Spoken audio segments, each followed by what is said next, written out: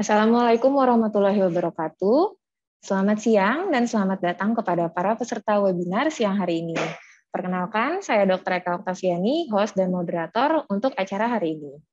Acara webinar ini diadakan dalam rangka memperingati World Sight Day 2021, persembahan dari Klinik Utama Mata JSC at Cinere, dengan tujuan memberikan edukasi bagi rekan sejawat dokter umum di Indonesia.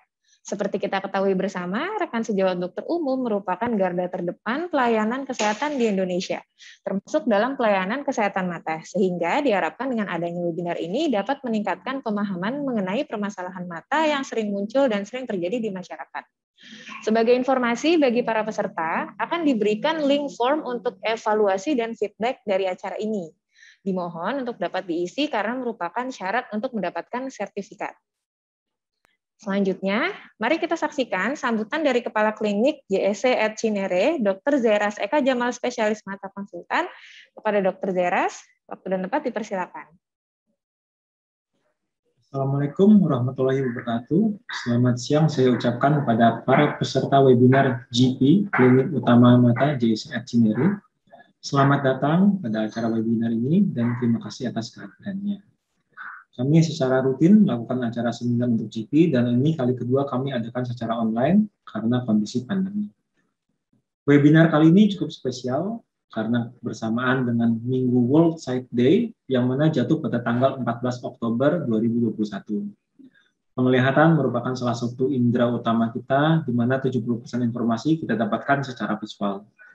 Gangguan penglihatan selain memiliki dampak besar pada individu, juga memiliki konsekuensi sosial ekonomi yang besar pada keluarga dan masyarakat secara umumnya.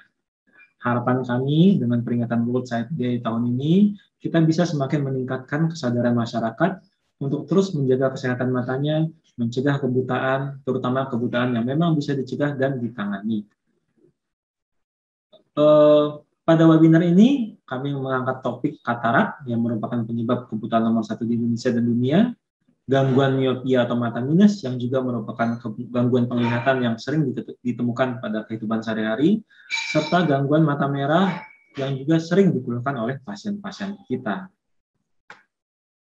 Besar harapan kami bahwa webinar ini bisa bermanfaat bagi teman-teman untuk membantu penanganan pasien sehari-hari. Belajar dari pengalaman webinar sebelumnya, banyak pertanyaan-pertanyaan yang muncul selama acara berlangsung, namun tidak semuanya bisa terjawab karena keterbatasan waktu. Apabila memang masih ada yang ingin ditanyakan, boleh di-email ke email JSC atau ke nomor WA JSC at Cinere. Sekian pengantar dari saya ucapkan banyak terima kasih. Assalamualaikum warahmatullahi wabarakatuh. Baik, terima kasih kepada Dr. Zeras atas sambutannya. Selanjutnya, kita akan langsung masuk ke materi webinar. Pada siang hari ini akan dibawakan 3 topik dengan 3 narasumber. Saya pertama-tama akan membacakan CV dari ketiga narasumber. Oke, pembicara pertama adalah saya sendiri. Saya akan bawakan topik materi yang kedua. Saya lulus dari dokter umum dan dokter spesialis mata dari Universitas Indonesia. Kemudian saya mengambil fellow infeksi dan imunologi di Jakarta Center Eye Hospital and Clinics. Kemudian pembicara kedua adalah Dr. Niluh Archi Sri Ramandari. Beliau akan membawakan materi topik yang pertama tentang tata laksana miopia. Dr. Niluh lulus dari dokter umum dan dokter spesialis mata dari Universitas Indonesia, kemudian melanjutkan fellowship contact lens and dry eye di Jakarta Center Eye Hospital and Clinic. Beliau juga merupakan anggota dari beberapa asosiasi oftalmologi, baik itu di Indonesia maupun di internasional. Pembicara yang ketiga selanjutnya adalah Dr. Ali Arianti. Beliau akan membawakan topik yang ketiga mengenai tata laksana buta katarak. Beliau juga lulus dokter umum dan dokter spesialis mata dari Universitas Indonesia, kemudian mengambil fellowship comprehensive ophthalmology di JSC Eye Hospital and Clinics. Kemudian beliau juga mengikuti fellowship neuroophthalmology di University of Miyazaki, Japan, neuroophthalmology Departemen Ophthalmologi di Taipei, Dan beliau juga merupakan anggota dari beberapa asosiasi oftalmologis dan neurooftalmologis di Indonesia dan di internasional. Perlu saya sampaikan, untuk sesi tanya jawab akan dilakukan setelah ketiga materi selesai dibawakan. Jika ada peserta webinar yang ingin bertanya, silakan menuliskan pertanyaan di kolom chat. Baiklah, untuk mempersingkat waktu, kita akan masuk ke materi pertama kepada Dr. Nilu. Dipersilakan waktu dan tempat.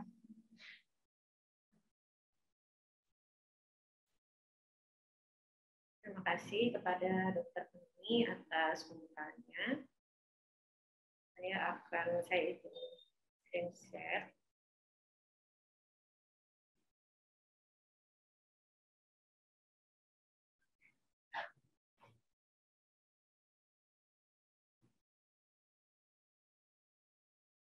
Apakah sudah terlihat saya? Oke, pada siang hari ini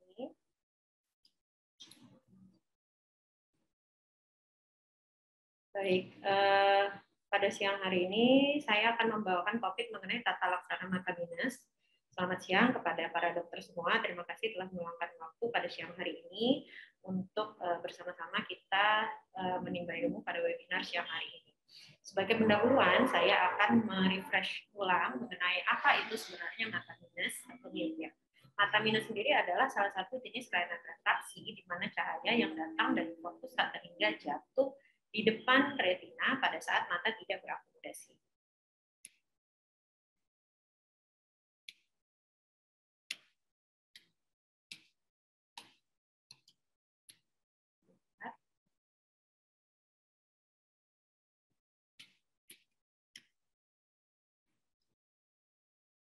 Nah, pada mata minus, bayangan yang jatuh di depan retina dikoreksi dengan lensa sferis negatif agar jatuh tepat di retina.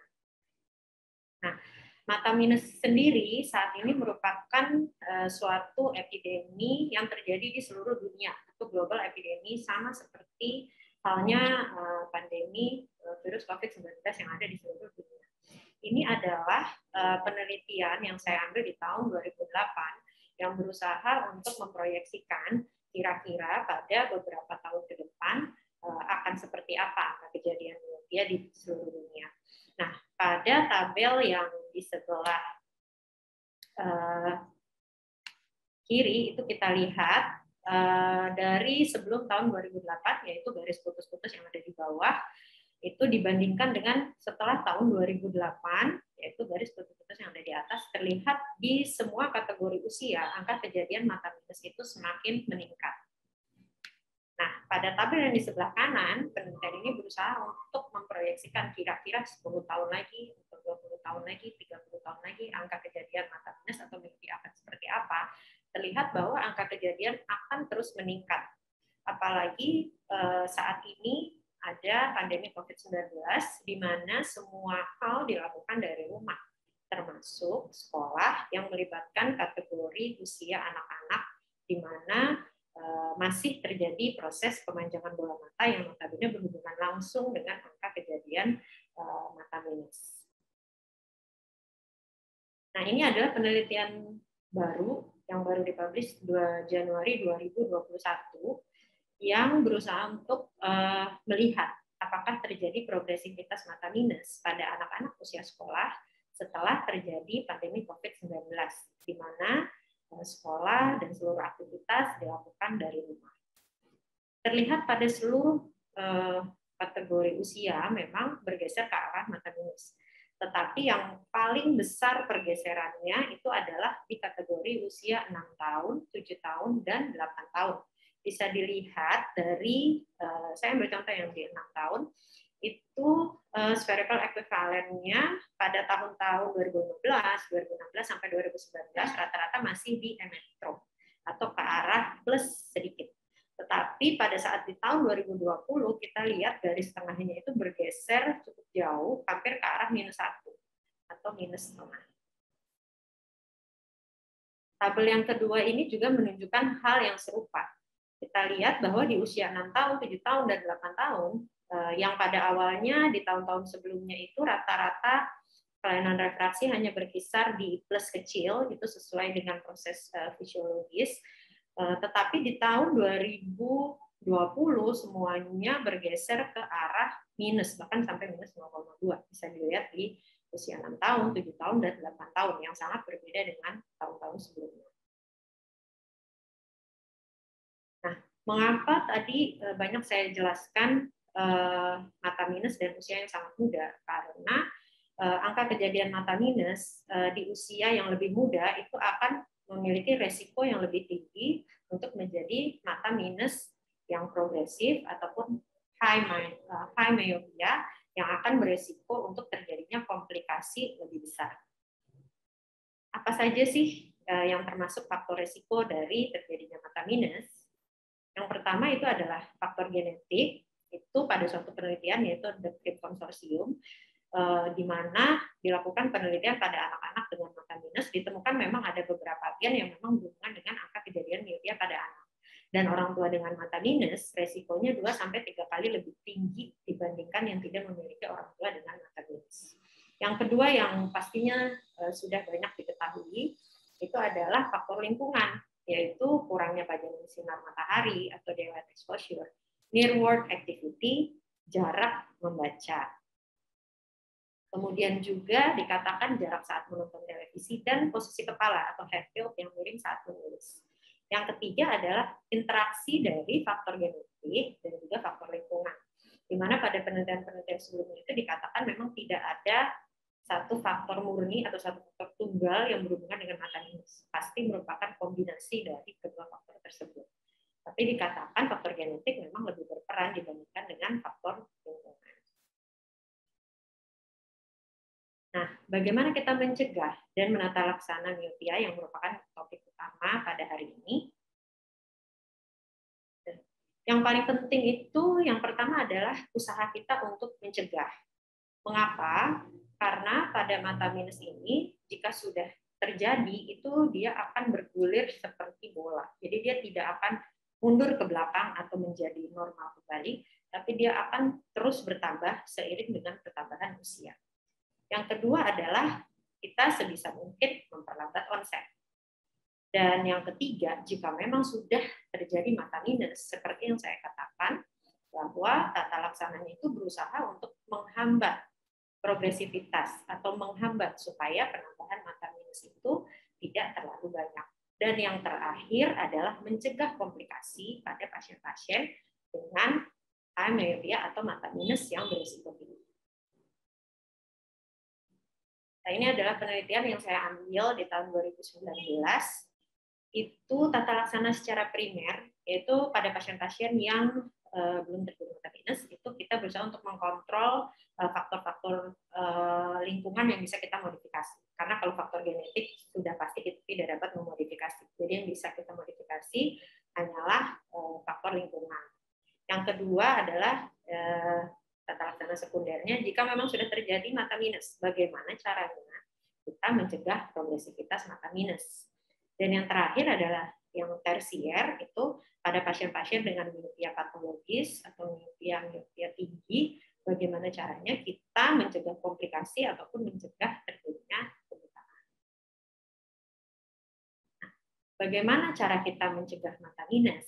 Yang pertama adalah dengan meningkatkan aktivitas outdoor, yaitu dikatakan aktivitas outdoor itu memiliki cahaya dengan iluminasi yang tinggi, yaitu sekitar 700 satuan iluminasi. Itu pada suatu penelitian disebutkan bahwa iluminasi yang tinggi ini merupakan salah satu faktor pelindung dari terjadinya miopia ataupun progresivitas mata minus. Kemudian dengan melihat objek yang jauh ataupun akan terjadi suatu proses miosis yang akan menghambat lagi proses terjadinya mata minus. Dan pada saat anak-anak bermain di luar itu akan terjadi dopamin rilis, yaitu yang terjadi karena bahagia dan bisa membuat anak jadi lebih bahagia. Nah, dopamin rilis ini selain bisa membuat menjadi lebih baik, lebih bahagia, ternyata juga dapat menghambat proses pemanjangan sklera yang juga berhubungan dengan proses pemanjangan bola mata dan peningkatan mata minus. dianjurkan pada penelitian yang sudah pernah dilakukan itu aktivitas outdoor 2 jam per hari atau kurang lebih 14 jam per minggu. Kemudian regulasi aktivitas jarak dekat, misalnya menonton TV dengan jarak lebih dari 3 meter, jarak membaca 25-30 cm, dan durasi membaca diselingi dengan waktu istirahat, yaitu dengan melihat objek yang jauh. Nah, mengapa hal ini sangat penting? Seperti yang saya sebutkan tadi, semakin awal atau semakin muda onset mata minus, maka semakin besar kemungkinan dari pasien untuk terjadi high myopia yang dapat berujung pada pathological myopia yang akan membutuhkan treatment secara klinis. Nah, kalau sudah terjadi mata minus, apa yang bisa kita lakukan? Seperti yang saya sebutkan tadi adalah yang pertama, menghambat progresivitas, yaitu dengan cara bisa dengan menggunakan tetes mata aktif ataupun dengan menggunakan lensa kontak ortoke atau kombinasi tetes mata aktif dan lensa kontak. Nah, sekarang saya akan menjelaskan tentang cara kerja tetes mata aktif. Pada saat kita melakukan akomodasi, itu proses akomodasi yang berlebihan akan memicu terjadinya mata minus. Nah, atropin dosis sangat rendah yang kita gunakan untuk treatment mata minus itu bekerja dengan melemahkan otot silier sehingga tidak terjadi akomodasi berlebihan yang nantinya dapat menghambat progresivitas mata minus. Nah, ini adalah penelitian di Cina, yaitu menggunakan atropin dosis rendah 0,01%, 0,1%, dan 0,5%. Dikatakan dibandingkan dengan placebo, ketiga dosis tersebut memberikan hasil yang berbeda bermakna pada anak-anak dengan mata minus. Walaupun dengan dosis yang paling rendah sekalipun 0,01% itu tetap memberikan hasil yang lebih yang bermakna dibandingkan dengan tidak diberikan sama sekali. Nah, yang kedua adalah dengan menggunakan lensa kontak ortoke. Bagaimana lensa kontak ini bekerja? Memang pada beberapa kasus pasien-pasien anak memang umumnya masih reluctant, ya, masih khawatir jika anak menggunakan lensa kontak. Padahal sebenarnya lensa kontak ini hanya digunakan justru saat malam hari. Digunakan saat tidur, jadi tidak mengganggu aktivitas anak sehari-hari. Bagaimana lensa kontak ini akhirnya dapat menggantikan fungsi kacamata, sehingga siang hari anak tidak perlu menggunakan kacamata dan bisa beraktivitas dengan baik. Itu karena lensa kontak ini memang sangat unik desainnya, sehingga bisa dilihat pada gambar kedua ini, di bagian tengah kornea akan terjadi pendataran, sedangkan di bagian perifer akan terjadi peninggian. Pada saat tidur, karena ada tekanan dari eyelid, dari kelopak mata, maka pada saat bangun tidur di pagi hari, kornea akan mendatar. Efek pendataran kornea ini akan menghilangkan kelainan refraksi mata minus yang ada pada pasien untuk sementara. Nanti berangsur-angsur pada saat sore ke malam hari harus digunakan kembali agar besok pagi pasien bisa beraktivitas tanpa menggunakan kacamata. Keuntungannya apa? Dengan menggunakan lensa kontak ortoke, satu, anak dapat bebas melakukan aktivitas seperti misalnya bermain basket, sepak bola, atau yang paling penting adalah berenang. Karena tidak mungkin berenang dengan menggunakan kacamata. Yang kedua adalah menghambat kenaikan mata minus, dan yang ketiga digunakan hanya malam hari, yaitu saat tidur. Nah, ini adalah contoh pada pasien yang tidak dikoreksi mata minusnya. Semua titik fokus akan berada di depan retina, sedangkan jika menggunakan kacamata, bagian tengah mata memang akan fokus, tetapi di bagian perifer titik fokusnya masih ada di belakang retina, sehingga akan ada feedback untuk tetap melakukan pemanjangan bola mata dan mata minus, pertambahannya tetap berjalan. Sedangkan dengan ortoke, di bagian tengah fokus, di bagian perifer itu bagian titik fokusnya akan ada di depan retina dan akan memberikan feedback negatif yang memberikan sinyal bahwa pemanjangan bola mata sudah cukup. Maka hal itu akan menghambat pemanjangan bola mata dan mata minus lebih lanjut. Ini adalah contoh penelitian dengan menggunakan lensa kontak ortoke. Bisa dilihat mau usia yang lebih muda, usia yang lebih tua, tetap menggunakan ortoke itu jauh lebih baik. Bedanya bisa sampai 0,5 mm perpanjangan bola mata. Ini tata laksana miopia dengan pasien-pasien miopia patologis yaitu biasanya kita yang paling penting adalah screening komplikasi. Apakah sudah terjadi konflik CNV, foveal vertebral enchantment, dan macular hole. Jadi pada pasien-pasien dengan mata minus risiko tinggi sebaiknya memang dilakukan pemeriksaan rutin untuk screening adakah terjadinya komplikasi. Nah, kesimpulannya miopia itu bukan hanya sekedar kacamata. Jadi miopia dengan kacamata selesai, itu tidak. Bahwa mata minus itu pada anak akan terus bertambah, terutama seiring dengan bertambahnya usia. Dan seperti yang saya katakan, semakin besar mata minus, maka semakin besar resiko terjadinya komplikasi pada pasien. Yang paling penting adalah kita harus melakukan screening, karena pada anak-anak itu jarang mereka mengeluh, tidak seperti orang dewasa, jadi sangat penting untuk melakukan screening, pemeriksaan kacamata. Kemudian yang kedua, menghambat laju pertambahan miopia bisa dengan tetes mata tropin, lensa fotokortoki, ataupun terapi kombinasi. Terima kasih. Saya kembalikan kepada Dr. Fani.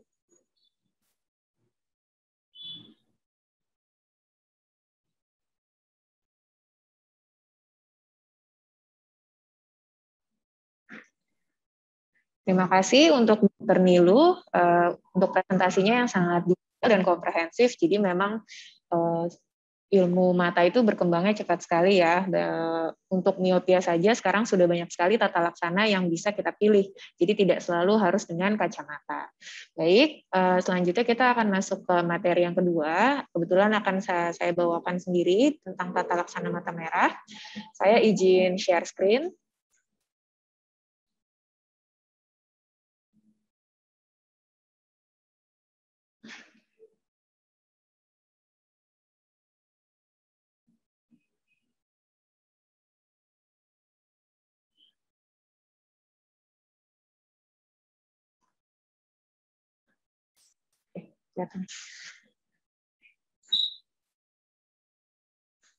Ya, selamat siang. Kita masuk ke materi yang kedua, yaitu tentang red eyes in primary care settings. What should we do? Ya, jadi kita pertama masuk ke pendahuluan mata merah. Apa itu mata merah? Jadi mata merah merupakan sebuah tanda inflamasi di mana jika tampak adanya injeksi atau mata merah, maka kemungkinan terdapat tanda peradangan baik itu di permukaan bola mata maupun di intraokular. Penyebab mata merah ini disebabkan oleh injeksi atau vasodilatasi dari pembuluh darah, bisa ada di konjungtiva atau di perikornea, di area siliaris, ataupun campuran. Biasanya injeksi yang terjadi menggambarkan kira-kira struktur apa yang sedang mengalami peradangan. Selanjutnya saya akan membagi, jadi biasanya penyakit mata secara umum itu dibagi menjadi 4 kelompok, yaitu mata merah visus normal, mata merah visus turun, mata tenang visus turun mendadak, dan mata tenang visus turun perlahan. Yang akan saya bahas secara mendetail hari ini adalah mengenai mata merah visus normal yang merupakan kompetensi dari general practitioner. Selebihnya, jika terdapat keluhan pasien pada 3 kelompok lainnya, maka dokter umum wajib merujuk ke dokter spesialis mata. Yang pertama adalah konjungtivitis. Jadi yang pertama saya akan bahas adalah tentang konjungtivitis viral. Konjungtivitis viral ini merupakan etiologi terbanyak dari konjungtivitis infeksi dengan prevalensi mencapai 80%. Dapat terjadi pada dewasa dan anak-anak dengan penyebab utamanya paling banyak adalah adenovirus, yaitu sekitar 90%. Virus lain seperti herpes simplex atau herpes zoster juga bisa, namun prevalensinya lebih sedikit. Perlu diingat bahwa konjungtivitis viral ini sangat menular, terutama melalui kontak dengan seket atau air mata dari pasien. Untuk anamnesis dapat digali biasanya mata merahnya bersifat unilateral atau bilateral. Gejala yang dialami biasanya bisa gatal, berair, burning sensation, atau ada sensasi benda asing. Seringkali pada anak kecil atau dewasa juga bisa didahului oleh riwayat ISPA atau infeksi saluran pernapasan akut. Riwayat kontak dengan penderita lain di lingkungan sekitar juga bisa ditanyakan, misalnya di kantor, atau di sekolah, atau di rumah.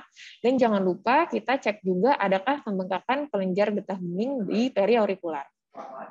Untuk tandanya, biasanya dia sekretnya watery, jadi berair, cukup eksesif, kemudian disertai injeksi konjungtiva atau silier, kadang-kadang disertai dengan edema palpebra, dan jika berat bisa sampai muncul perdarahan subkonjungtiva.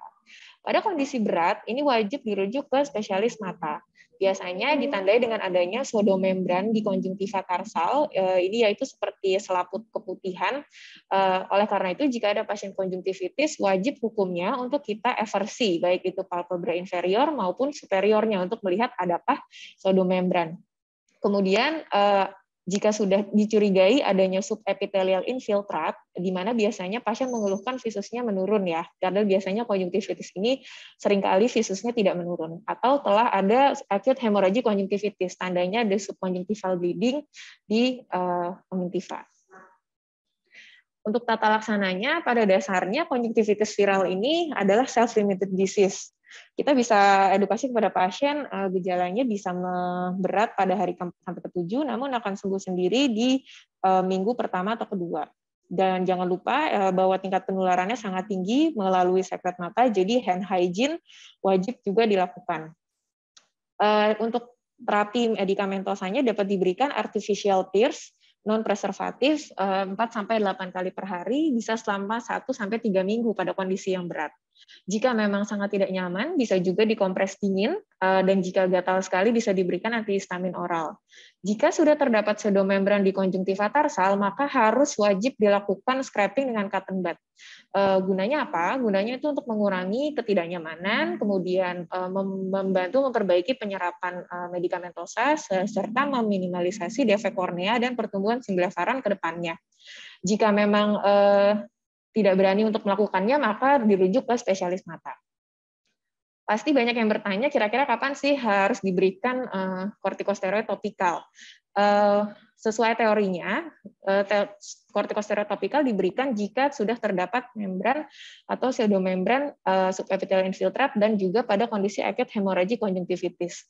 Namun jangan lupa sebelum kita berikan kortikosteroid, baiknya kita pastikan tidak ada kontraindikasi di korneanya. Untuk itu penting jika sudah ada gejala tersebut untuk dirujuk ke spesialis mata.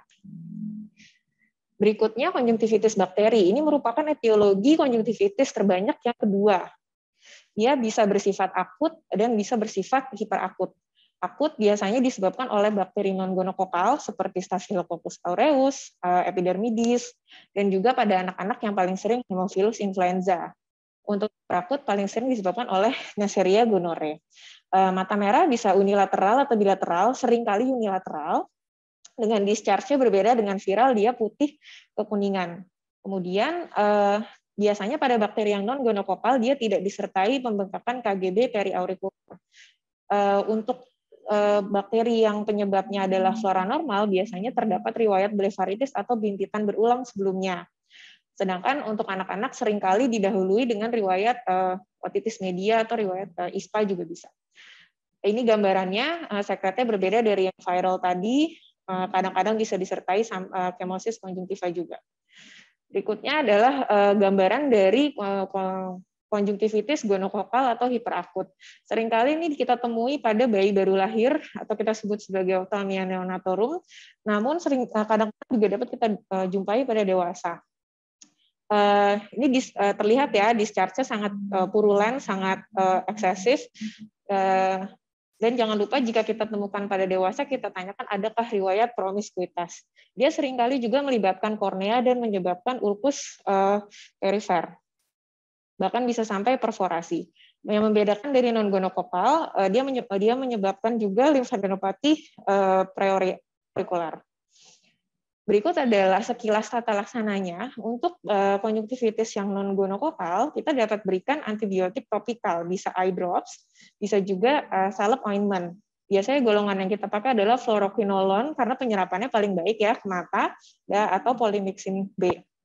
Kemudian untuk gonokokal, jika tanpa keterlibatan kornea, kita bisa lakukan pengobatan dengan rawat jalan, dengan pemberian ceftriaxone intramuskular dan azitromisin per oral single dose. Namun apabila telah ada keterlibatan kornea, wajib dirujuk ke spesialis mata dengan sebelumnya diberikan antibiotik topikal dan irigasi dengan NaCl.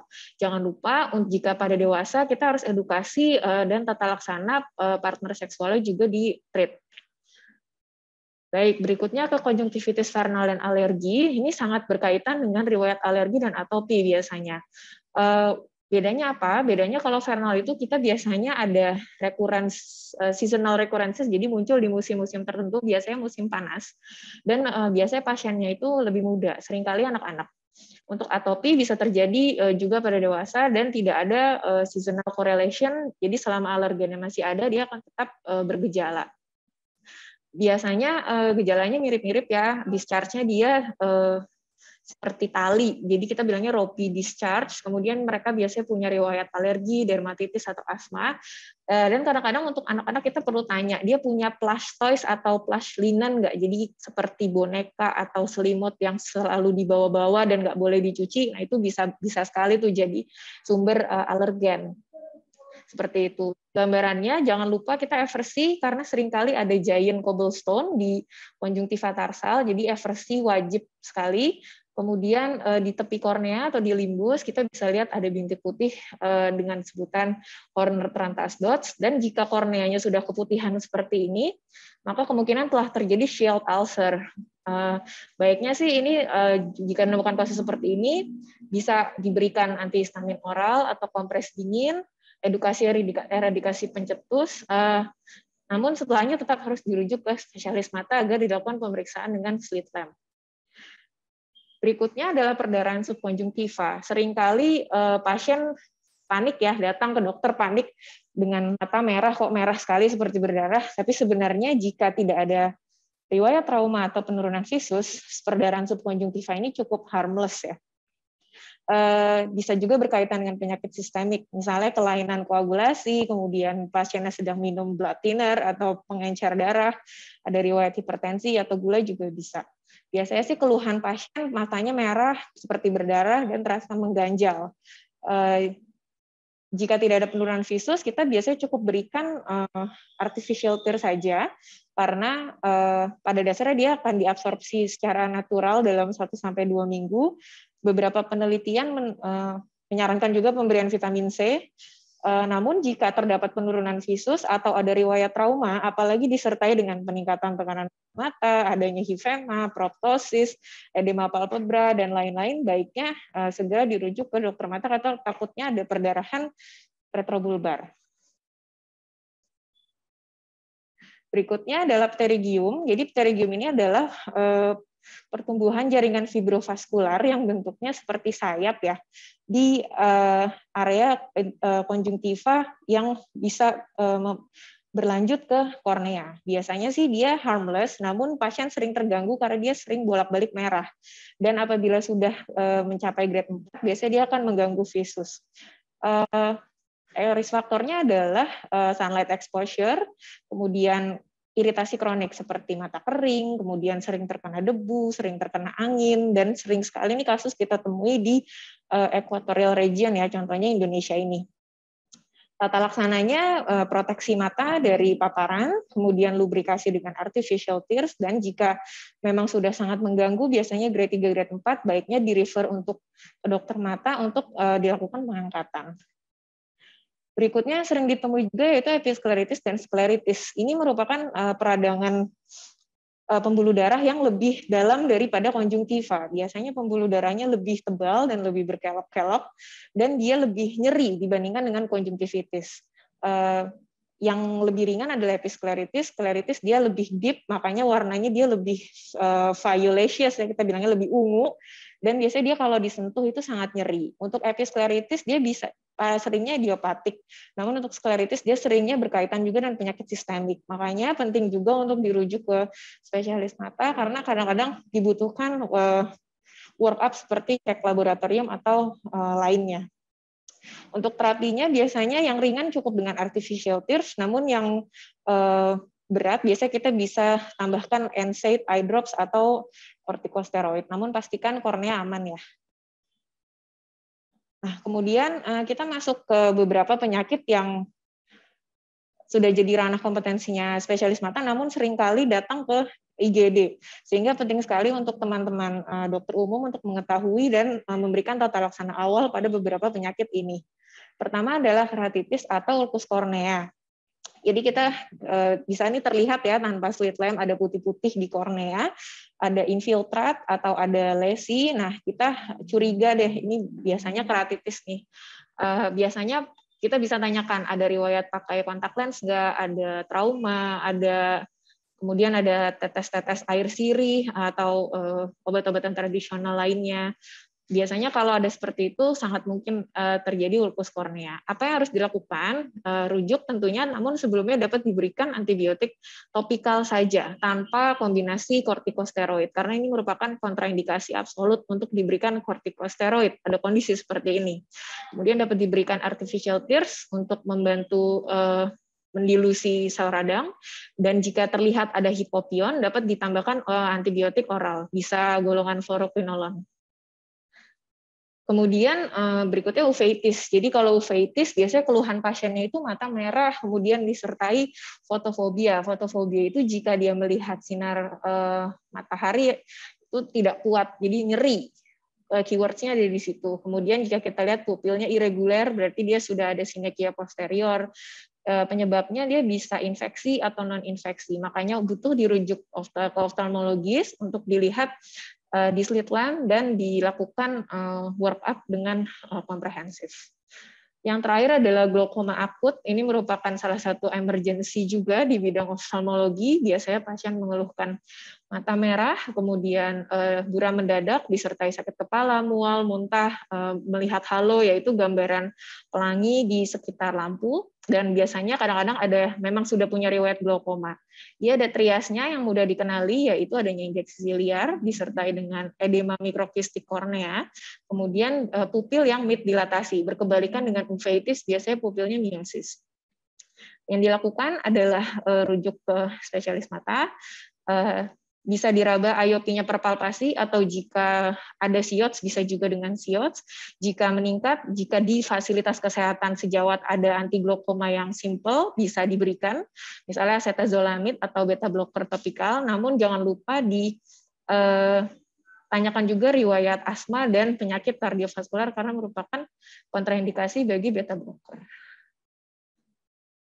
Yang terakhir endoftalmitis dan panoftalmitis. Jadi ini merupakan peradangan intraokular yang paling berat ya dibanding sebelumnya yang saya sebutkan tadi. Seringkali terjadi pada pasien dengan riwayat operasi okular seperti operasi katarak, kemudian ada riwayat penyakit sistemik seperti TBC, gula darah, atau HIV, atau ada riwayat trauma. Ini harus juga dirujuk, dapat diberikan topikal dan oral antibiotik, dan jika sangat nyeri bisa diberikan painkiller. Sekian presentasi dari saya. Terima kasih atas perhatiannya.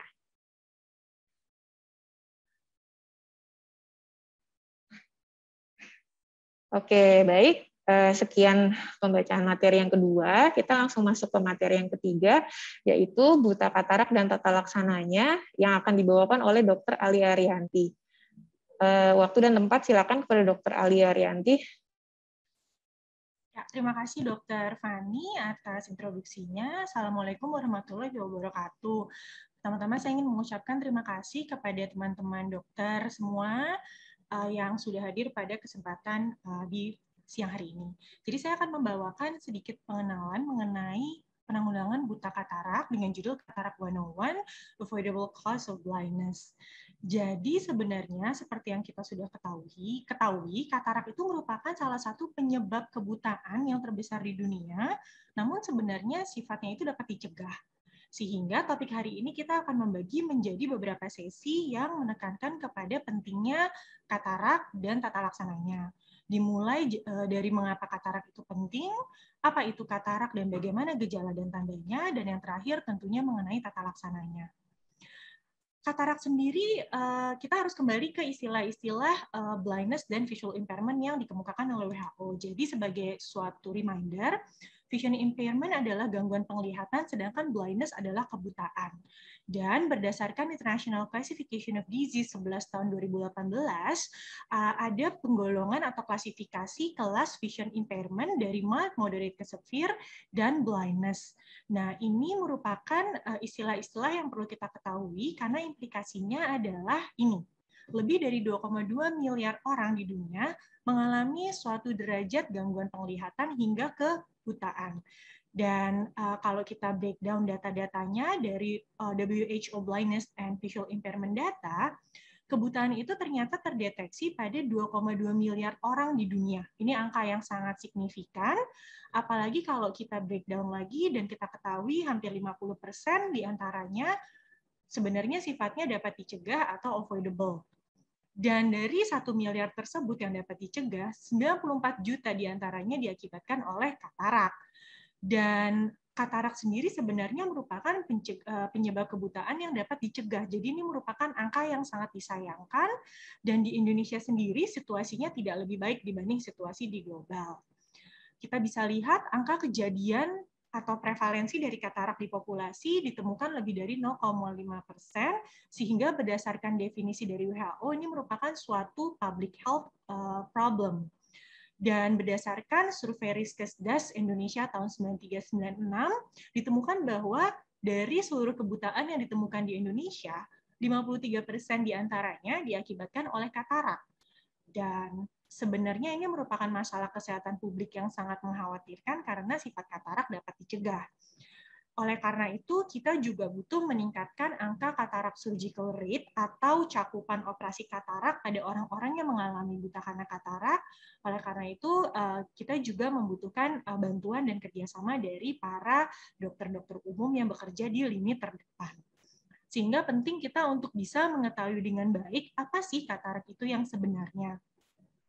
Sedikit pengingat bagaimana mata kita bisa mempersepsi suatu benda atau penglihatan. Jadi dimulai dari cahaya yang dipantulkan oleh suatu benda, masuk melalui media refraksi yang jernih dari mata, untuk kemudian difokuskan pada retina dan diteruskan ke syaraf optik menuju pusat proses visual di otak atau di primary visual cortex. Gangguan dari salah satu step ini akan menyebabkan gangguan penglihatan. Salah satu bagian yang paling penting dari media refraksi adalah lensa. Jadi kita lihat lensa ini adalah suatu struktur yang transparan, terletak di belakang iris dan pupil, dan dia terdiri dari beberapa bagian mulai dari anterior hingga ke posterior. Dan katarak sendiri secara terminologi berasal dari bahasa Latin yang berarti air terjun. Nah, di bidang medis, katarak dikenal sebagai kekeruhan lensa yang umumnya terjadi paling sering terkait usia dan adanya perubahan metabolisme lensa berupa proses degenerasi dan protein clumping, sehingga lensa kehilangan transparansinya. Akibatnya, yang pada mata normal, mata itu bisa mempersepsi sinar yang masuk melalui media refraksi yang jernih, untuk kemudian difokuskan pada retina dan diteruskan proses visualnya di primary visual cortex. Pada katarak yang terjadi cloudiness atau kekeruhan pada lensa, cahaya tidak akan mampu menembus dengan baik untuk difokuskan ke retina, sehingga objek yang kita lihat akan menjadi kabur atau berkabut. Faktor resiko katarak sendiri sangat bermacam-macam, namun yang paling utama adalah terkait usia. Sama seperti semua orang pada waktunya akan keriput atau ada uban, usia ini merupakan faktor risiko katarak yang tidak dapat dicegah, dan cepat atau lambat semua orang akan mengalami katarak.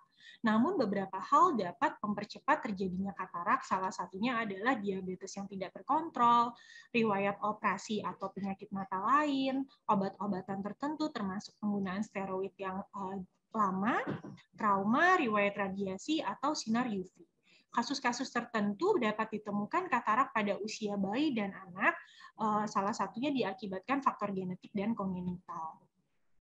Jenis katarak bisa dibagi menjadi beberapa klasifikasi.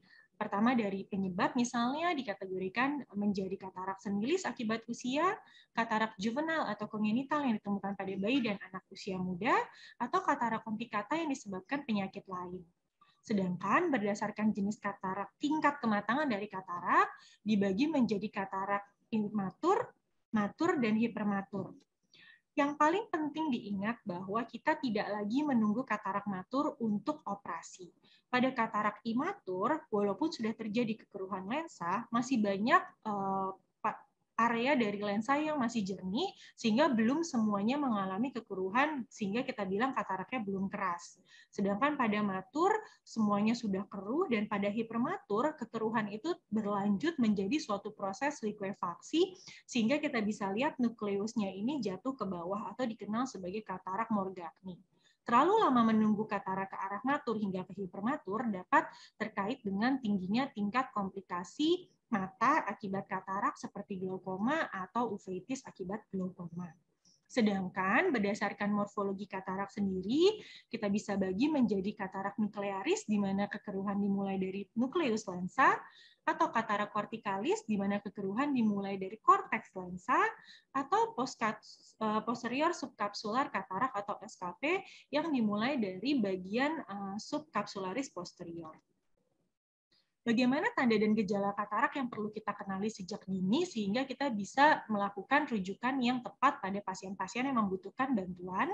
Ingat bahwa katarak itu masuk ke kategori mata tenang visus turun perlahan, sehingga tentunya akan ditemukan pasien-pasien dengan keluhan visus menurun, biasanya berupa berkabut atau berasap, bisa juga perubahan kontras, atau pasien mengeluh berkali-kali ganti kacamata tidak ada yang cocok, diakibatkan proses yang dikenal dengan nama myopic shift. Atau pasien menjadi fotosensitif, atau bisa terjadi penglihatan ganda tapi sifatnya monokular, hanya satu mata, bukan binokular, karena kalau itu disebabkan oleh penyakit lain lagi. Sehingga pasien akan melihat pandangan yang cloudy atau keruh dibandingkan dengan mata yang lensanya masih jernih. Pemeriksaan katarak sendiri kita tahu terdiri dari pemeriksaan oftalmologi komprehensif, mulai dari tajam penglihatan, tekanan bola mata, pemeriksaan slit lamp apabila ada, dan funduskopi. Namun, pada di vaskes primer, di mana mungkin belum ada fasilitas slit lamp atau tidak ada dokter spesialis mata, yang bisa dilakukan untuk screening pertama adalah melakukan pemeriksaan tajam penglihatan, lalu kita harus mendeteksi adanya kekeruhan lensa secara sederhana. Bagaimana caranya? Salah satunya adalah kita bisa melakukan shadow test menggunakan pen light, namun ini memang hanya positif pada katarak imatur. Kita sinari mata dari arah oblik, sehingga nanti kita akan lihat adanya bayangan yang jatuh di tepi pupil antara ujung pupil dengan lensa itu sendiri pada katarak imatur, tapi kalau pada katarak matur biasanya hanya putih saja atau sudah kuning sekali. Satu lagi juga yang sangat membantu adalah penggunaan oftalmoskopi direct yang diajarkan oleh Rapid Assessment Cataract Surgical Service oleh WHO, di mana kita menggunakan oftalmoskopi direct dari jarak 50 cm, pupil dilatasi, lalu kita lihat bagaimana red refleksnya. Apabila ada bayangan seperti ini menunjukkan adanya kekeruhan pada lensa. Bila kita sudah menemukan adanya kekeruhan pada lensa dan kita memutuskan untuk merujuk pasien ke pelayanan mata, bagaimana tata laksana katarak yang mungkin akan dijelaskan ke pasien. Untuk tata laksana definitif, saat ini hanya operasi untuk menghilangkan katarak. Dengan indikasinya bisa berupa medis apabila visusnya sudah mengalami visual impairment atau masuk ke kategori blindness, atau sosial bila pasien sudah terganggu. Sedangkan yang bersifat non-bedah itu hanya sementara dan terkait dengan modifikasi faktor risiko atau ganti kacamata apabila memang dilihat kataraknya masih tipis dan visus masih baik. Jenis-jenis operasi katarak sendiri dari tahun ke tahun itu berkembang terus. Jadi dari tahap awal yang kita kenal sebagai nama intrakapsular katarak extraction, lalu berkembang ke teknik ekstrakapsular. Dimulai dari ECCE, lalu semakin kecil sayatannya menjadi small incision cataract surgery yang manual, makin kecil lagi dan makin canggih lagi menggunakan teknik ultrasound namanya phacoemulsifikasi, dan yang terakhir menggunakan bantuan laser femtosecond, di mana dia merupakan modifikasi lanjutan dari operasi jenis phacoemulsifikasi. Bius biasanya dilakukan secara lokal atau topikal, kecuali ada indikasi harus dilakukan bius umum. Untuk tindakan katarak yang pertama, kita kenal dengan nama ICCE, di mana kita mengambil keseluruhan lensa secara in toto, termasuk kapsul anterior dan posteriornya semua kita ambil. Jadi ini kekurangannya adalah luka insisinya sangat besar, kita tidak bisa menaruh lensa di bagian kapsulnya, dan memang membutuhkan kacamata aphakia atau lensa yang ditanam di bagian anterior chamber untuk koreksinya. ICCE ini merupakan operasi yang dulu dilakukan, namun angka komplikasinya juga cukup tinggi. Modifikasi dari ICCE adalah ECCE. Jadi operasi dilakukan dengan mempertahankan integritas kapsul posterior dari lensa, sehingga kita bisa memasukkan lensa ke kapsul posterior yang masih utuh, lensa implantasinya, namun memang kekurangannya salah satunya adalah jahitannya banyak, lukanya besar sehingga terkait dengan post katarak astigmatism yang tinggi. Namun ini masih bisa kita kerjakan pada katarak-katarak yang keras. Modifikasi dari ECCE adalah 6, di mana sama tekniknya namun jahitannya lebih kecil dan melalui scleral tunnel sehingga tidak dibutuhkan jahitan pada sebagian besar kasus. Sekarang yang banyak kita lakukan adalah teknik vekoemulsifikasi. Ini menggunakan teknologi ultrasound untuk memecah dan menyedot katarak dengan insisi yang sangat kecil, maksimal biasanya 2,2 sampai 2,75. Lalu dimasukkan lensa tanam sehingga waktu operasi lebih cepat dan penyembuhan lebih cepat. Dan yang terakhir sekarang modifikasi yang lebih baru dari femtosecond laser assisted cataract surgery atau FLACS adalah operasi Veko menggunakan bantuan laser untuk pembuatan insisi dan cracking atau pemecahan dari lensa itu sendiri seperti yang kita lihat seperti di video ini. Ini presisinya sangat tinggi, namun pada prinsipnya sama-sama menggunakan gelombang ultrasound untuk memecah dan menyedot kataraknya. Setelah itu kita masukkan lensa intraokular dengan berbagai macam pilihan sesuai kebutuhan dan indikasi masing-masing pasien. Dan yang kita perlu lakukan sebelum operasi katarak adalah melakukan pemeriksaan praoperasi berupa biometri atau panjang dari bola mata dan menentukan lensa yang akan ditanam ukurannya, non-konrobo atau pemeriksaan spekular mikroskopi untuk melihat bagaimana kondisi endotel kornea, dan retinometri untuk melihat potensi penglihatan pasca operasi katarak. Yang perlu diingat mungkin pada rekan-rekan teman di fasilitas kesehatan primer, pasien-pasien yang mau operasi katarak itu gula darah dan tekanan darahnya harus terkontrol agar tidak terjadi resiko komplikasi yang lebih tinggi. Dan biasanya kita berikan persiapan obat praoperasi. Perawatannya bagaimana pasca operasi? Yang pasti pantangan-pantangan terkena air, debu, benturan atau kucek dan berenang itu bervariasi waktunya dari 3 hari sampai 1 bulan, namun prinsipnya kita ingin menghindari infeksi dan untuk pasien menggunakan obat dan kontrol sesuai anjuran dokter.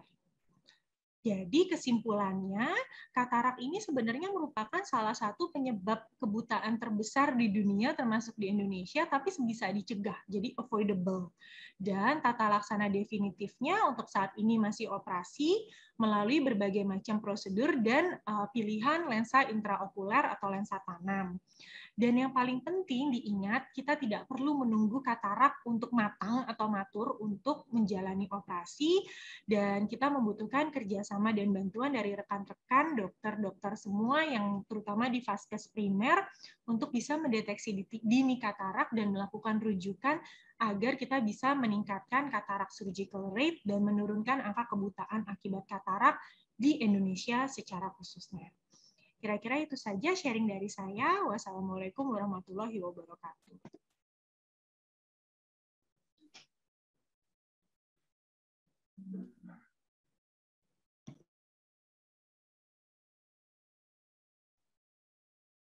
Terima kasih Dr. Alia untuk presentasinya yang sangat lengkap.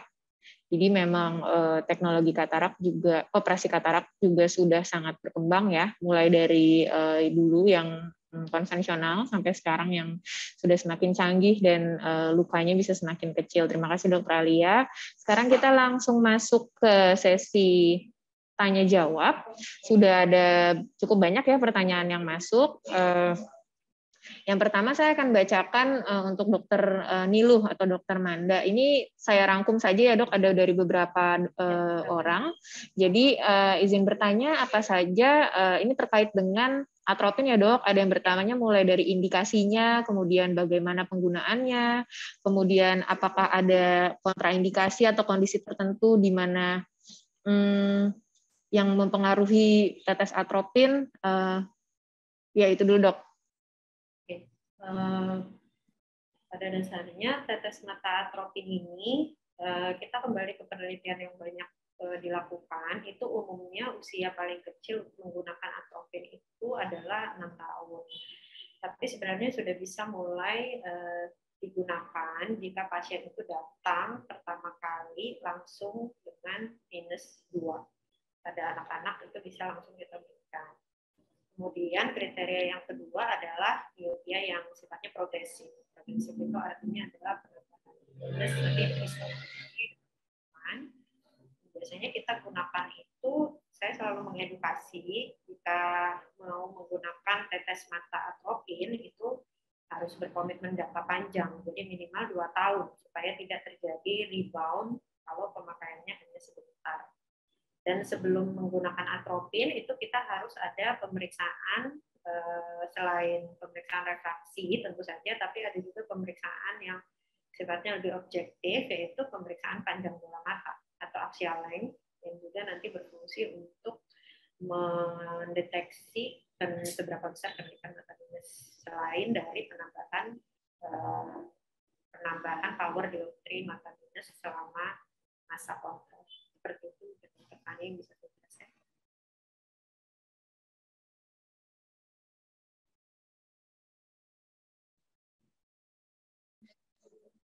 Baik, ada yang mau ditambahkan lagi, Dokter Manda? Dokter Niluh? Cukup untuk atropin ya. Baik. Mungkin yang tentang ortoke kali ya. Ya, selanjutnya masih untuk Dokter Niluh ya. Namun sekarang pertanyaannya untuk ortoke. Apa saja syarat penggunaan ortoke untuk tata laksana mata minus? Untuk usia berapa saja bisa diberikan? Dan apakah terdapat kondisi tertentu di mana lensa ortoke tidak dapat diberikan pada pasien? Kemudian apakah ada faktor tertentu yang mempengaruhi efek dari pemakaian lensa ortoke pada keesokan harinya, seperti tidak cukup tidur atau faktor lainnya, dan cara meminimalisir rasa tidak nyaman pada pasien yang tidak terbiasa menggunakan ortoke saat tidur. Lengkap sekali ya pertanyaannya. Silakan Dokter Niluh. Baik, pada prinsipnya sama. Biasanya kita gunakan untuk pasien-pasien dengan mata minus yang sifatnya progresif, jadi kenaikannya lebih dari setengah dioptri dalam 6 bulan. Usia paling kecil umumnya biasanya 6 tahun, sama di penelitian itu. Kemudian pada pasien apa yang tidak disarankan, ya pastinya pasien yang memiliki kelainan kornea ya. Terus kemudian yang kedua adalah sebenarnya bukan tidak disarankan, tapi hasilnya mungkin tidak maksimal. Itu pada pasien-pasien dengan mata minus yang tinggi, yaitu mata minus biasanya di atas 6 dioptri. Itu kan kita mengharapkan pada pagi hari minusnya hilang ya. Tapi kalau pasien itu misalnya mungkin -8 atau -7, dia hilang tapi tidak hilang total, jadi hilangnya parsial itu, jadi masih tetap akan membutuhkan kacamata mungkin -1 atau -2 ya, dibandingkan dia harus pakai kacamata -4. Itu jauh lebih baik pada pasien-pasien tersebut. Kemudian faktor apa saja yang dan yang kedua silinder pada pasien-pasien dengan astigmat yang cukup tinggi di atas 2 dioptri itu biasanya juga hasilnya mungkin agak kurang maksimal ya, atau kita butuh modifikasi biasanya. Kemudian tadi faktor apa saja yang mempengaruhi keberhasilan penggunaan ortoke ya, itu betul sekali. Seperti yang saya katakan tadi, dia kan efeknya sebenarnya mekanik ya, tekanan dari eyelid dan juga tekanan dari lensa kontak itu sendiri. Jadi untuk keberhasilan lensa kontak ortoke itu sangat dianjurkan pada saat pasien menggunakan ortoke itu tidurnya cukup, yaitu antara 6-8 jam sehari. Jadi kalau begadang pasien atau anak itu hanya tidur 1 jam, ya sudah pasti besoknya hasilnya tidak akan maksimal. Karena kita butuh gaya pendorong dari eyelid closure saat tidur itu dengan waktu dan durasi yang cukup untuk mendapatkan hasil yang kita inginkan. Kemudian meminimalisir rasa tidak nyaman. Baik, selama ini dari pengalaman memang tidak ada yang tidak nyaman, biasanya takut ya, tapi kan biasanya pasien itu datang pasti dengan orang tuanya, jadi kita juga harus mengedukasi orang tuanya dulu supaya orang tuanya yakin. Biasanya kalau orang tuanya yakin, anaknya juga akan lebih nyaman pada saat menggunakan. Tapi mungkin bisa dicoba menggunakan artificial tears dulu sebelum pakai lensa kontak ortoke supaya matanya lebih noise, lebih nyaman, baru kita pasang lensa kontak ortoke. Seperti itu, Dr. Fani. Baik, terima kasih penjelasannya Dr. Manda. Selanjutnya, terakhir masih untuk Dr. Niluh ya, terkait vitamin A nih Dok, dari Dr. Yani. Apakah mengkonsumsi vitamin A secara dini bisa membantu untuk membantu perbaikan miopia pada anak? Terima kasih. Oke, baik.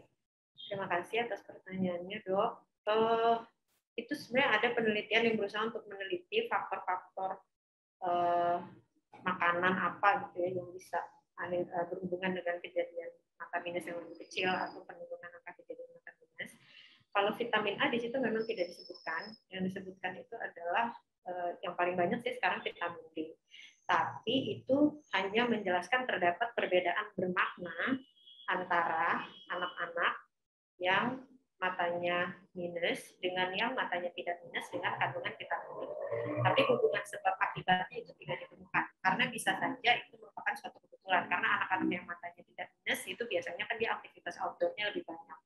Pajanan ke sinar mataharinya lebih banyak. Jadi bisa juga kadar vitamin D yang lebih tinggi itu ya karena memang aktivitas mereka sehari-hari itu lebih banyak di bawah sinar matahari. Seperti itu sih Dok. Tapi kalau untuk vitamin A sampai saat ini memang belum ada penelitian yang bahwa kasarnya nih ya, misalnya kita mengkonsumsi vitamin A terus-terusan selama 10 tahun tidak akan terjadi mata minus, itu tidak ada. Seperti itu. Terima kasih Dr. Fani. Oke, baik Dok. Jadi belum bisa ditarik kesimpulan ya. Vitamin D pun faktornya juga banyak ya Dok ya, termasuk paparan sinar mataharinya langsung. Oke, terima kasih Dr. Niluh. Berikutnya kebetulan pertanyaannya untuk saya mengenai mata merah. Bila ada pasien ibu hamil mengalami glaukoma akut untuk tata laksana awal, bagaimana? Karena obat-obat glaukoma hampir semuanya kontraindikasi untuk ibu hamil. Oke, dari dokter ini. Baik dok, saya akan coba jawab. Memang untuk obat anti glaukoma itu mayoritas golongannya C ya, bukan B. Sehingga untuk pemberiannya benar-benar harus ditimbang mengenai risk and benefit-nya. Jika memang glaukomanya akut dan tekanan tinggi sekali, mau nggak mau kita harus berikan kadang-kadang ya dok ya. Bisa kita coba dengan yang paling ringan. Jika memang adanya obat anti glaukoma yang tetes, kita bisa berikan, namun dengan minimalisir penyerapan secara sistemik. Bagaimana caranya? Caranya kita minta ibu pasiennya untuk menekan dan mengoklusi ductus nasolacrimalis yang ada di kantus medial mata kita. Kita minta setelah meneteskan duktusnya ditekan sekitar 1-2 menit sehingga obat yang masuk ke dalam sistemik itu bisa diminimalisir yang penyerapannya. Seperti itu salah satu caranya. Kemudian jika memang glaukoma akut, biasanya yang sering terjadi adalah sudut tertutup. Selain tata laksana medikamentosa, dapat juga dilakukan tata laksana lainnya, misalnya laser, atau memang jika butuh operasi bisa dilakukan operasi dengan pembiusan yang lokal karena masih bisa dilakukan pada ibu hamil. Untuk itu sangat penting untuk dirujuk jika memang ada aksesnya untuk ke spesialis mata. Demikian. Kemudian untuk jenis obat anti glaukoma yang aman, paling aman itu biasanya beta blocker seperti timolol atau alfa 2 agonis. Seperti itu dok, mudah-mudahan membantu. Kemudian berikutnya dari Dr. M. Haikal, apakah semua bekas jenis trauma atau luka operasi pada kornea akan menyebabkan pseudopterygium di kemudian hari? Oke, untuk pseudopterygium sendiri, tadi saya mungkin belum menjelaskan ya di slide saya, jadi itu adalah pertumbuhan jaringan fibrovaskular juga, bentuknya mirip pterygium, namun biasanya disebabkan akibat adanya penyakit atau trauma mata sebelumnya. Dan biasanya sih tidak selalu ya, tidak selalu setiap trauma atau luka operasi pada kornea akan menyebabkan pseudopterygium di kemudian hari. Jika terjadi kerusakan jaringan kornea yang dalam atau misalnya trauma, misalnya ruptur, biasanya yang akan terjadi adalah munculnya cicatrix kornea, namun tidak selalu menjadi pseudopterygium. Termasuk pada ulkus kornea ya, yang sering terjadi adalah cicatrix biasanya. Kadang-kadang bisa bikin pseudopterygium, tapi lebih jarang. Kemudian saya lanjutkan, berikutnya untuk Dr. Alia, izin bertanya, kenapa pada katarak dengan diabetes mellitus terkadang sesudah operasi 1 tahun timbul kembali atau tidak bisa melihat kembali? Dan kedua, apakah katarak bisa sembuh tanpa operasi? Dari Dr. Jatmiko. Silakan Dr. Alia untuk dijawab. Terima kasih Dokter Fani. Mungkin untuk pertanyaan pertama yang mengenai diabetes, saya sekaligus rangkum untuk pertanyaan-pertanyaan lainnya ya. Jadi pada prinsipnya seperti ini. Kalau misalnya kita ada pasien-pasien diabetes, lalu dengan keluhannya itu buram. Yang pertama harus kita pastikan adalah membedakan apakah memang ini buramnya akibat katarak, atau karena kelainan media refraksi lainnya. Misalnya kita bicarakan di sini katarak ya, karena memang murni katarak, atau karena kelainan di segmen posterior di retinanya yang dikenal dengan nama retinopati diabetik. Nah, kenapa ini sangat penting untuk dikenali dan dibedakan? Pasien-pasien dengan katarak dan diabetik retinopati pada stadium-stadium retinopati diabetik tertentu harus ditangani retinopati diabetiknya terlebih dahulu, baru dilakukan tindakan operasi katarak. Kenapa?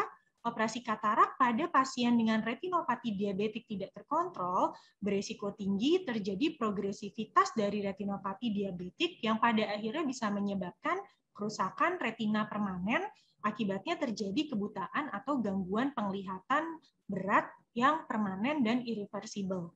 Jadi itu dulu yang pertama harus kita bedakan. Bagaimana cara membedakannya? Deteksi dini, katarak dengan tadi shadow test atau rapid assessment menggunakan ophthalmoscopy direct, ada nggak tanda-tanda katarak? Kalau kita tidak yakin, dicoba intip ke segmen posterior menggunakan funduskopi direct-nya. Kalau kita tidak yakin, lebih baik kita merujuk pasien DM dengan buram tersebut untuk evaluasi katarak dan kemungkinan retinopati diabetik ke dokter spesialis mata, terutama ke subspesialis retina, dibanding kita diamkan saja dan minta pasien datang nanti-nanti saja.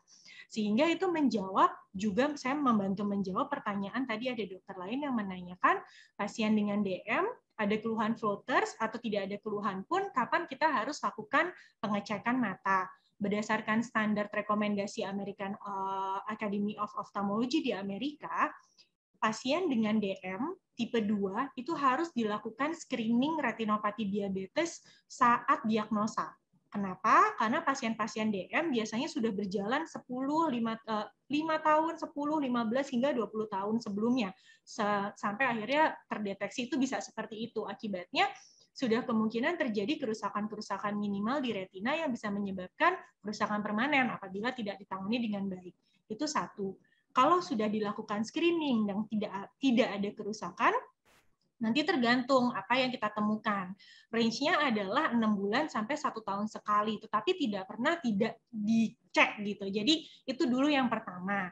Sehingga menjawab pertanyaan yang pertama tadi, kenapa pasien-pasien DM bisa visusnya turun pasca operasi katarak? Apakah ini memang timbul katarak sekunder atau kekeruhan dari kapsul posterior lensanya ya? Jadi bukan kataraknya tumbuh lagi, tapi kapsul posterior dari lensanya itu tumbuh sel tipis yang menyebabkan pasien melihatnya kabut. Itu tindakannya simple. Kita lakukan laser kapsulotomi atau NDF posterior kapsulotomi, kita bolongin aja dengan laser dipoli. Tetapi kalau itu ternyata bukan, kemungkinan kedua adalah kelainan retina akibat diabetesnya yang tidak terdeteksi sebelum operasi katarak atau progres setelah operasi katarak, tetapi pasien tidak dikirim kembali untuk screening ke dokter mata tentang retinopati diabetesnya.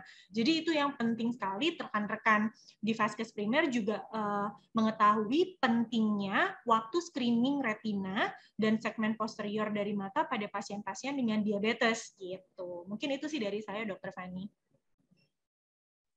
Baik, terima kasih Dr. Alia. Ini berarti sekalian menjawab beberapa pertanyaan yang terkait DM ya dok ya. Oke, terima kasih dok. Kemudian berikutnya masih untuk Dr. Alia nih dok, terkait dengan pemilihan teknik operasi dari Dr. Hana. Satu dok, pemilihan ECCE dengan VECO, mungkin alasan pemilihannya ya dok. Kemudian dijelaskan fungsi penanaman lensa silver dengan gold dan kelebihannya. Pada taraf berapa saat pemeriksaan katarak sudah harus dilakukan operasi katarak, dan MCU persiapan katarak apa saja yang umum bagi pasien komorbid dan tidak. Baik, Dokter Alia. Terima kasih, mungkin bisa dijawab. Iya, Dok. Oh iya, tadi saya lupa jawab pertanyaan yang sedikit saja.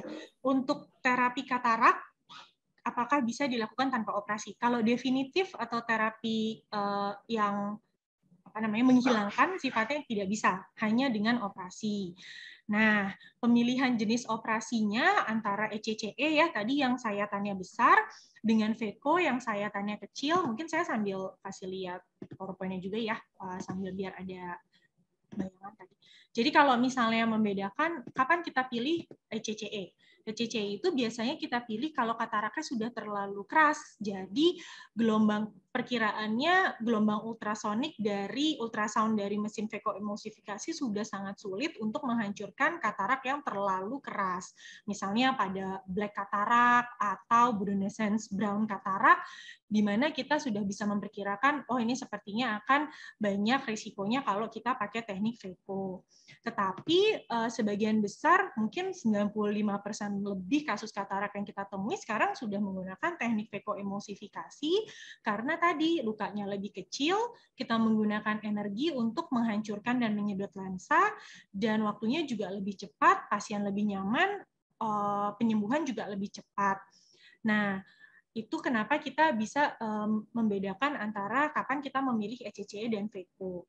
Yang kedua, mengenai pemilihan lensa, mungkin saya kurang paham ya untuk gold silver, mungkin ini ada beberapa rumah sakit yang menawarkan istilahnya seperti itu, tapi kurang lebih gambarannya, tadi kalau misalnya kita membicarakan lensa intraokuler atau lensa tanam di mata itu ada banyak tingkatannya, jenisnya, indikasinya. Dari yang paling simpel adalah lensa non-asferik dan asferik. Ini terkait dengan sferisitas. Dan biasanya lensa yang asferik dikaitkan dengan glare atau aberasi spherical aberration yang lebih rendah. Jadi keluhan-keluhan pasien seperti glare, silau, berbayang yang terkait dengan spherical aberration istilahnya itu lebih minimal. Ada ya juga perbedaannya yang monofokal dan multifokal. Kalau monofokal itu kita fokus ke jarak jauh, tapi jarak dekatnya tetap pakai kacamata baca. Ada yang multifokal atau trifokal, di mana kita mengcover pandangan jauh, intermediate, dan dekat. Dan ada juga lensa torik untuk indikasi pasien-pasien dengan astigmatisme kornea yang dideteksi pada pemeriksaan sebelum operasi katarak melalui biometri, keratometri, dan lain-lain. Jadi memang ini perbedaannya adalah sesimpel lensanya lensa monofokal atau lensa yang multifokal, torik, trifokal, atau kita bisa bilang lensa biasa atau lensa premium, seperti itu sih. Itu perbedaannya. Tapi memang beda-beda tiap orang dan indikasinya masing-masing. Mungkin seperti itu. Udah dijawab semua belum ya Dokter Fani ya Pak? Lupa tadi. Sudah Dok. Banyak memang di pertanyaan yang masuk, cukup banyak. Terima kasih Dokter Alia. MCU ya tadi ya, MCU. Oh iya betul. Tadi MCU yang paling penting itu adalah gula. Jadi GDS harus di bawah 200, tekanan darah harus di bawah 150/90, dan pada secara umum ya memang sehat aja sih gitu, nggak ada kondisi akut lain yang harus ditangani terlebih dahulu. Dan indikasi katarak ya yang harus dilakukan operasi katarak tadi, kalau indikasi medis sudah terjadi visual impairment severe atau malah ke arah blindness ya. Kalau misalnya secara sosial itu kapanpun pasien merasa terganggu gitu. Jadi kita sih sebenarnya secara sehari-hari kita tidak menunggu pasien itu sampai sudah jelek banget visusnya. Nunggu dulu sampai 3/60 itu jangan seperti itu, karena biasanya sudah terlalu keras. Tetapi memang untuk coverage dari BPJS ada syarat-syarat minimal visus yang bisa dikerjakan pada operasi katarak.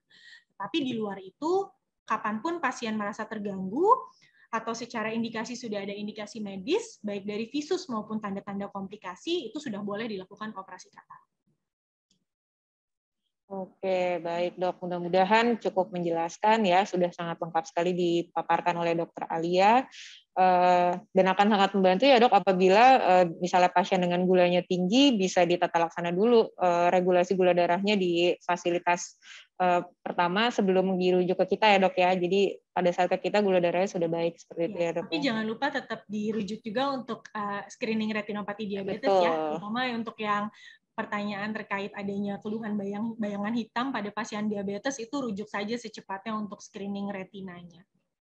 Baik, terima kasih Dokter Alia. Mohon maaf sebelumnya nih karena pertanyaan yang masuk cukup banyak ya, dan karena keterbatasan waktu kita tidak bisa membacakan semuanya, jadi saya akan membacakan satu pertanyaan terakhir. Kebetulan untuk saya dari Dr. Hana. Pertama, pada mata merah pendarahan subkonjungtiva apakah mirip kasusnya pada pterygium? Kemudian apakah stroke mata menyebabkan mata juga merah dan bagaimana tanda-tanda awalnya dan pencegahannya? 3, pada episkleritis dan skleritis, faktor penyebab dan terapinya bagaimana? Baik, saya coba jawab ya dok, satu persatu. Yang pertama, untuk perdarahan subkonjungtiva dan pterygium itu merupakan disease entity yang berbeda. Untuk perdarahan subkonjungtiva biasanya terjadi pecahnya pembuluh darah di dalam konjungtiva, sehingga dia menyebabkan darah yang dari pembuluh darah yang pecah tadi akan rembes ke dalam bagian bawah konjungtiva dan menyebabkan gambaran merah. Sedangkan kalau pterygium itu adalah pertumbuhan atau lipatan dari jaringan fibrovaskular di permukaan konjungtiva yang pelan-pelan dia akan bergerak dari perifer, maksud saya dari medial, dari pinggir, tapi dia lama-lama akan ke tengah, ke bagian kornea. Seperti itu dok. Jadi memang patofisiologinya berbeda ya dok, jenis penyakitnya berbeda. Tata laksananya pun cukup berbeda. Kemudian untuk subkonjungtiva, perdarahan subkonjungtiva biasanya bisa diserap sendiri, sedangkan untuk pterygium jika sudah masuk ke kornea, apalagi sudah menyebabkan gangguan visus, sebaiknya segera dilakukan pengangkatan, karena dengan semakin banyak area yang terkena di kornea akan semakin sulit operasi pengangkatannya. Seperti itu dok.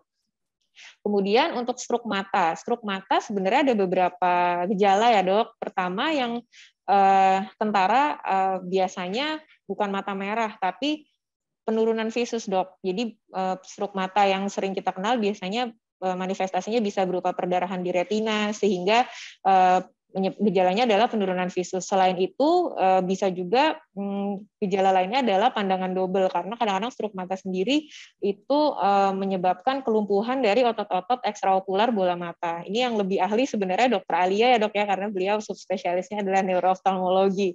Mungkin nanti kalau Dr. Alia ada yang mau ditambahkan mengenai stroke mata, monggo dok. Kemudian tanda awal dan pencegahannya. Untuk tanda awal dan pencegahan mungkin bisa dicari tahu juga dok, apakah pasiennya memang punya faktor resiko seperti hipertensi, kolesterol, kelainan hemoriologi lainnya, kelainan koagulasi, dan lain-lainnya dok. Atau sebelumnya sudah pernah ada riwayat stroke, bisa juga dicari tahu. Kemudian untuk episkleritis dan skleritis untuk faktor penyebab. Baik, untuk episkleritis sendiri sebenarnya dia lebih sering ya dok, dan mostly dia itu idiopatik. Biasanya kalau pasien datang dengan episkleritis, kita coba terapi dulu dok, jika dia respon dan itu merupakan serangan pertama, kita tidak harus selalu lakukan work up. Namun jika kita curiga pasiennya skleritis, biasanya kalau skleritis itu dia lebih terkait dengan penyakit sistemik lainnya. Kalau infeksi biasanya yang cukup sering itu adalah tuberkulosis ya dok. Jadi kita bisa coba work up juga ke arah tuberkulosis karena Indonesia merupakan negara endemi ya dok. Jadi kita bisa, jangan lupa selalu ada, kalau kita curiga infeksi mata, lupa deh kita pikirkan kemungkinan tuberkulosis. Kemudian untuk terapinya, biasanya kalau lagi serangan akut, kita berikan anti radang yang ringan, bisa NSAID, atau NSAID topikal, atau kortikosteroid yang ringan, jika memang butuh sekali ya dok. Kalau saya sendiri pribadi lebih sering memberikan NSAID sebenarnya, gitu. Kecuali benar-benar sudah bisa yakin bukan infeksi nih penyebabnya, bukan tuberkulosis terutama ya. Seperti itu. Mudah-mudahan menjelaskan ya dok. Baik, dari Dr. Alia atau Dr. Nilu, apakah masih ada yang mau ditambahkan sebelum saya tutup? Sudah, tutup. Sudah sih, Dr. Fani. Baik, terima kasih Dr. Alia dan Dr. Nilu. Tanpa terasa kita telah sampai di penghujung acara. Mengingatkan juga nih kembali kepada para peserta untuk mengisi form feedback pada link yang telah disediakan di kolom chat ya. Nanti untuk pertanyaan yang belum berhasil dijawab dapat kita lanjutkan via email ya dokter-dokter sekalian. Insya Allah akan dijawab. Kemudian segenap panitia mengucapkan terima kasih atas kehadiran dan antusiasme yang diberikan pada webinar ini. Mohon maaf jika masih terdapat adanya kekurangan pada acara ini. Semoga kita dapat berjumpa lagi di acara webinar berikutnya. Jika masih ada pertanyaan atau ingin konsul lebih lanjut, dapat menghubungi kontak Jakarta Center @Cinere. Kontaknya sudah ditampilkan di slide. Baik, jangan lupa untuk form edukasinya form feedback-nya diisi.